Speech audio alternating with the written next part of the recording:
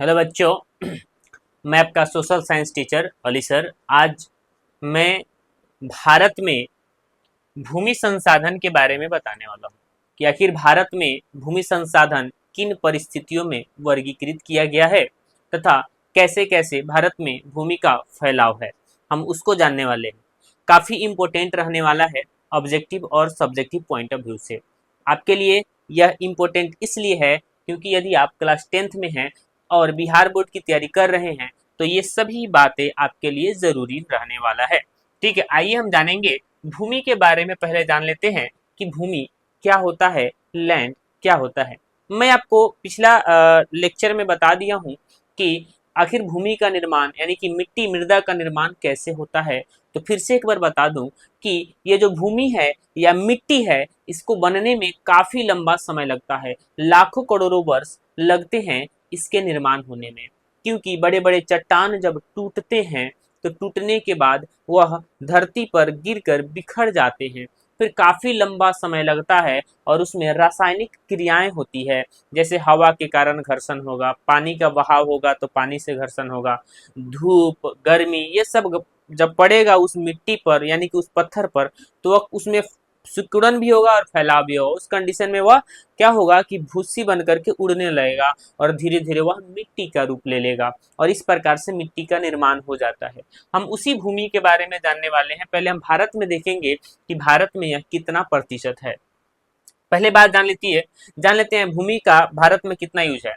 भारत की 54% भूमि कृषि योग्य है। यानी कि भारत के भूभाग पर, भारत में जितना भी भूमि है भारत के क्षेत्रफल के अंतर्गत, उसमें उसका 54% भाग पर क्या किया जाता है, तो कृषि की जा सकती है। यानी कि भारत में कुल भूमि का कितना प्रतिशत कृषि योग्य है, 54% है। ये एग्जाम में ऑब्जेक्टिव में क्वेश्चन पूछा है कि भारत में कितना प्रतिशत भूभाग पर कृषि की जाती है। तो याद रखना सबसे पहला बात कि 54% भाग पर कृषि योग्य है, यानी कि कृषि की जा सकती है भारत की भूमि पर। ठीक है, दूसरा हम बात करें पंजाब और हरियाणा की, तो पंजाब और हरियाणा में सबसे अधिक कृषि की जाती है। इसका अर्थ यह है कि यहाँ पर 80% से भी अधिक क्षेत्रों पर कृषि की जाती है। ठीक है, जबकि पूर्वोत्तर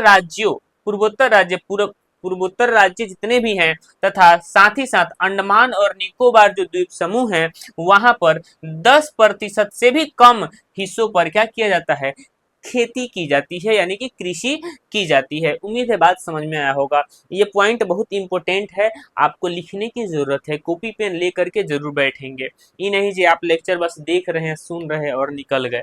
दूसरा पॉइंट हम बता दें भूमि के बारे में, तो याद रखना पर्यावरण को संतुलित करने के लिए, पर्यावरण हमारा संतुलन में रहे, पर्यावरण संतुलित रखने का अर्थ यह हुआ कि समय पर वर्षा होना, समय पर गर्मी का मौसम आना और समय पर शीत यानी कि ठंडा का समय, जाड़ा का समय आ जाना, समय समय पर जो होता है वह इसका सबसे बड़ा कारण है पर्यावरण का संतुलित होना। और पर्यावरण को अगर संतुलित रखना है तो याद रखिए जितने भी भूमि है, कुल भूमि का 33% भूभाग पर वन का होना जरूरी है। जो आज वर्तमान समय में बढ़ती जनसंख्या, मानव अपने विकास कार्य के लिए उन वनों की लगातार कटाई कर दी है, जिसके कारण वनों की कमी हो गई और वनों की कमी होने के कारण पर्यावरण आज दूषित हो रहा है। इसे हमें बचाने की जरूरत है और वक्त वक्त पर हमें पेड़ पौधा इसको और से ज्यादा लगाने की जरूरत है। तो हम जानेंगे पर्यावरण संतुलित हेतु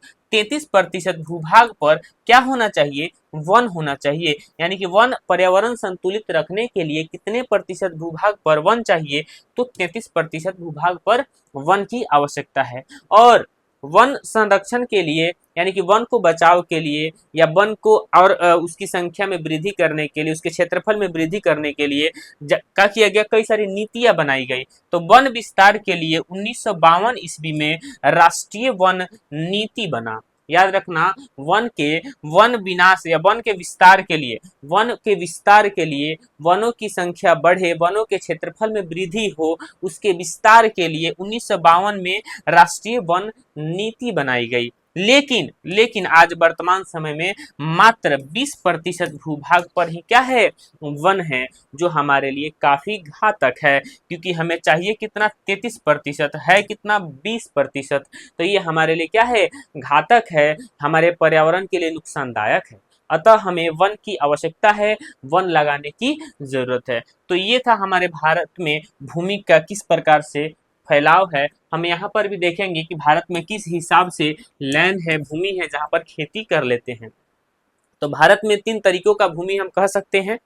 पहला हम ये कहेंगे पर्वतीय क्षेत्र आ जाएगा, दूसरा कह सकते हैं कि एक मैदानी क्षेत्र आ जाएगा, और तीसरा ये होगा कि जो पठारी वगैरह क्षेत्र आ जाएगा। ठीक है, तो हम ये जानेंगे कि जितने भी मैदानी भाग है, जितने भी मैदानी भाग है जहां पर कृषि की जा सकती है, वह कितना प्रतिशत है, 33%। यानी कि भारत में जितनी भी भूमि है, ठीक है, जितना भी क्षेत्रफल है उसका 43%, 33% नहीं, 43% भाग मतलब कितना है, मैदानी भाग 43% है।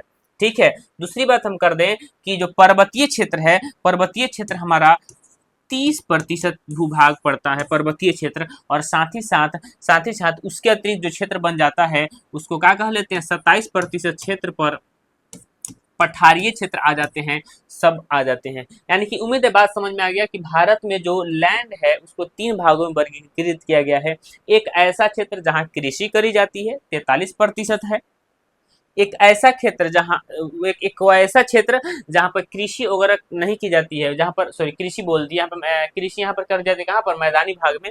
एक ऐसा क्षेत्र जहाँ पर कल कारखाना, उद्योग वगैरह लगाया जाता है, ठीक है, वो कौन, प्लेटू क्षेत्र आ जाएगा। और एक घूमने वाली, पर्यटन के लिए जरूरी वाली क्षेत्र हो जाते हैं कौन, माउंटेन वाला क्षेत्र, जो हमारे भारत में 30% के अंतर्गत आ जाते हैं भूमि का। उम्मीद है सारी बातें समझ में आई होगी। इसके बारे में हम और भी पिछले लेक्चर में बता दिए हैं। ठीक है, और बेहतर समझना है तो इसके बारे में काफी एक सेपरेट लेक्चर भी बनाए हैं, उसको जाकर के जरूर देख ले, काफी बढ़िया से समझ में आ जाएगा। फिलहाल हम इसको बताने की कोशिश किए हैं, अगर समझ में आया होगा तो इसका स्क्रीनशॉट या इसे लिख लीजिए। धन्यवाद।